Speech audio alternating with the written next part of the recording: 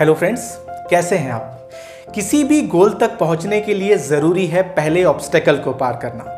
RRB NTPC में selection के लिए ज़रूरी है सीबीटी 1 को क्लियर करना। अगर वैकेंसीज की बात करें तो सिर्फ हैं 35,000 वैकेंसीज, और जो पहले लेवल में क्वालिफिकेशन होगा वो होगा केवल 7 लाख लोगों का।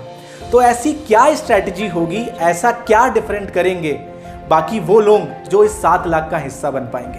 आज हम बात करेंगे उसी पे, how to clear RRB NTPC CBT 1। क्या एग्जीक्यूशन होगा, कैसे एग्जाम को अप्रोच करना है, 90 मिनट्स हैं, 80 to 85 क्वेश्चन सही बनाने हैं, उन्हीं सब चीज़ों पे बात होगी। चलिए बात करते हैं। किसी भी एग्जाम को निकालने के लिए ज़रूरी होती हैं 3 चीज़ें। पहली चीज़ होती है ड्रीम।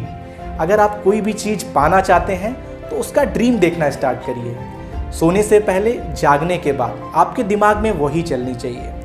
जब आप कोई ड्रीम देखते हैं तब उसके लिए आप मेहनत करते हैं, जिसे अपन बोलते हैं प्लानिंग और knowledge gathering face.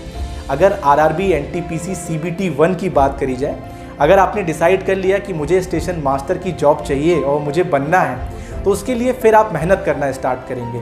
Knowledge gathering face में अगर बात करें सीबीटी 1 के लिए 3 सेक्शंस हैं आपका मैथमेटिक्स है, आपका रीजनिंग है, जनरल अवेयरनेस है।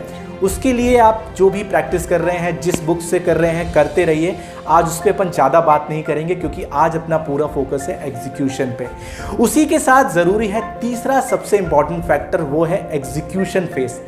आपने एक मास्टर प्लान तो बनाया, उसके लिए बहुत मेहनत करी, पर 90 मिनट्स में आपने उसे एग्जीक्यूट कैसे किया। एक बात बताइए कि जो भी लोग किसी एग्जाम में टॉप करते हैं या सेलेक्ट हो जाते हैं, क्या वही लोग सबसे हाईली नॉलेजेबल हैं? ऐसा भी हो सकता है कि जो लोग सेलेक्टेड नहीं हुए उनके पास उनसे भी ज्यादा नॉलेज है। तो डिफरेंशिएटिंग फैक्टर क्या था? पूरा जो डिफरेंशिएटिंग फैक्टर था वो था एग्जीक्यूशन का। नॉलेज था, प्लान था, पर कहीं ना कहीं कुछ एग्जीक्यूशन में गलती हो गई, गड़बड़ी हो गई। तो उसी तरीके से आज हम बात करेंगे उसी एग्जीक्यूशन की। देखिए, आरआरबी एनटीपीसी सीबीटी 1 का जो पैटर्न है, आपके पास है 90 मिनट्स और 100 क्वेश्चंस। तो इसको क्लियर करने के लिए, मैक्सिमम अटेम्प्ट बनाने के लिए जरूरी है 3 चीजें। पहली चीज है स्पीड की बात करें तो आप सब जानते हैं कि इसमें हमें कम समय में ज़्यादा क्वेश्चन अटेम्प्ट करने हैं, और उसको इम्प्रूव करने के लिए केवल एक चीज़ है, वो है प्रैक्टिस। जितना ज़्यादा आप प्रैक्टिस करेंगे, मॉक लगाएंगे, आपकी स्पीड अपने आप इम्प्रूव होती जाएगी। सेकेंड जो इंपॉर्टेंट फैक्टर है वो है एक्यूरेसी।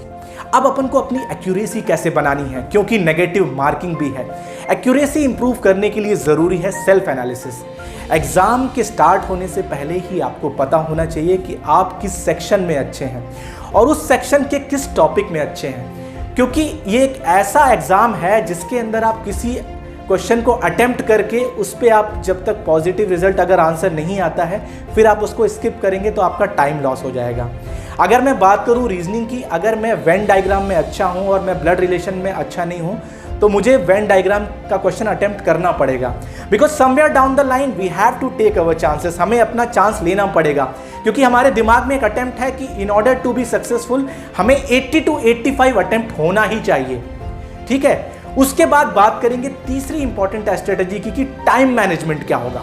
उस एग्जाम हॉल के अंदर 90 मिनट्स के अंदर हम एग्जाम को अप्रोच कैसे करेंगे। चलिए बात करते हैं उसी टाइम मैनेजमेंट की। अपन बात करते हैं कि जैसे अपने पास 3 सेक्शन है।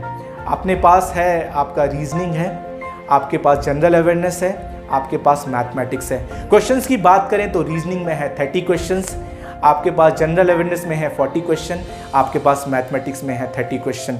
आपके पास क्वेश्चन है 100 और टाइम है 90 मिनट्स का। अब अपन बात करेंगे कि अपन को एग्जाम स्टार्ट किस सेक्शन के साथ करना है, ये आप डिसाइड करेंगे। सबसे पहले आपको अपने अंदर से ये डिसाइड करना है कि मैं रीजनिंग और मैथमेटिक्स में से अच्छा किस में हूं। आप जनरल अवेयरनेस को अभी के लिए छोड़ दीजिए। इन 2 सेक्शन में से अगर मैं अपनी बात करूं, मैं जान गया कि मैं मैथमेटिक्स में ज़्यादा बेटर हूं, तो मैं अपने सेकंड बेस्ट ऑप्शन रीजनिंग के साथ स्टार्ट करूंगा। अब आप देख रहे होंगे कि मैंने यहाँ रीजनिंग के लिए जो टाइम अलॉट किया है वो 40 मिनट्स किया है। अब इसको अपन जानते हैं कि ऐसा क्यों, क्योंकि यूजुअली आदमी करता क्या है कि 30 मिनट्स दे के रखता है नॉर्मल प्लानिंग के हिसाब से, लेकिन जैसे ही 30 मिनट्स कंप्लीट होंगे तो आप में से ज़्यादातर लोग ये पाएंगे कि आपने जो अटेम्प्ट किए हैं रीजनिंग में वो 18 to 19 क्वेश्चन है, और आपको पता था कि यार 85 पहुंचने के लिए मुझे एटलीस्ट 25 क्वेश्चन करने थे। तो आपका मन नहीं मानेगा उस सेक्शन से दूसरे सेक्शन में आगे बढ़ने के लिए, तो आप अपने आप को 10 मिनट एक्सटेंड करेंगे। तो आपने अगर अपने आप को 10 मिनट एक्सटेंड किया है तो वो आपकी ऑलरेडी प्लानिंग के अंदर है। At the end of 40 minutes आप हो सकता है 23-24 क्वेश्चन कर पाएं। लेकिन जैसे ही आप रीजनिंग सेक्शन खत्म करेंगे तो आपके दिमाग में क्या लगेगा, क्योंकि जो घड़ी है ऊपर टाइम की ये दिखा रही है कि आपने 40 मिनट्स ले लिए हैं और क्वेश्चन अटेम्प्ट हुए हैं सिर्फ 23-24, तो आप कहीं ना कहीं थोड़ा सा पैनिक करने लगेंगे, आपकी बॉडी पैनिक करने लगी होगी। तभी अपन वापसी करेंगे अपने जनरल अवेयरनेस के साथ। एक ऐसा सेक्शन हाईली स्कोरिंग है और बहुत कम समय लेता है, लेकिन ये जो मैंने यहाँ पे टाइम अलॉट किया है सिर्फ 15 मिनट्स किया है, क्योंकि ये एक ऐसा सेक्शन बिल्कुल नहीं है जिसमें ज़्यादा टाइम दिया जाए। आपको 15 मिनट्स के अंदर 30 to 35 क्वेश्चन अटेम्प्ट करने हैं। अगर आपको बनता है तो आप देख के कर देंगे, इसमें कोई दिमाग लगाने की, लॉजिक लगाने की ज़रूरत नहीं। लेकिन अगर आप ये कर ले गए तो इसका फ़ायदे देखिए, जैसे ही आपके पास हो गए हैं आपके 55 मिनट्स, तो आपके दिमाग में आ गया है कि यार मैंने 25 क्वेश्चन वहाँ बना लिए और 35 यहाँ बना लिए। तो जो आपके पहले सेक्शन के बाद आपको लग रहा था कि यार मैं जो सोच के आया था वैसा नहीं हो रहा है, लेकिन जीए में अगर आपने 30 to 35 अटेम्प्ट कर दिए तो आपकी वापसी हो जाएगी और आपका आत्मविश्वास फिर से जाग जाएगा और आप एक बोलेंगे कि यार I am still in the game. और जब आपके दिमाग को और मन को ये लगने लगता है कि मैं गेम में हूं, मैं जो सोच के आया था 80-85 अटेम्प्ट करने के लिए, आपका परफॉर्मेंस, आपकी स्पीड, आपकी एक्यूरेसी सब मेंटेन हो जाती है। अब मैंने कहा था इसके बाद अपन लास्ट सेक्शन को रखेंगे, आपका स्ट्रॉन्गेस्ट सेक्शन, जो कि है मेरा मैथ्स। तो मैथ्स में अपन आएंगे, क्योंकि आखिरी के 30 मिनट्स होता क्या है कि ये घड़ी की सुई नीचे की तरफ जाती है, प्रेशर बहुत ज़्यादा हो जाता है। तो उस प्रेशर में उस एग्जाम को सॉल्व करने के लिए ज़रूरी है कि आप ऐसे सेक्शन में रहें उस आखिरी के समय में जो आपकी स्ट्रेंथ हो, कि अगर 80 to 90% प्रेशर भी आएगा तो उसमें प्रेशर के साथ भी उस क्वेश्चन के सही आंसर तक पहुंच जाऊंगा। तो ये है एक ऐसी स्ट्रैटेजी जिसको अपन एग्जाम हॉल में एग्जीक्यूट करके 80 to 85 अटेम्प्ट तक पहुंच सकते हैं with in A time span of 90 minutes. अब इस स्ट्रैटेजी की बात करें तो इसमें आप लोग अपने हिसाब से चेंजेस कर सकते हैं, आपकी स्ट्रेंथ के हिसाब से आप थोड़ा बहुत ऊपर नीचे कर सकते हैं।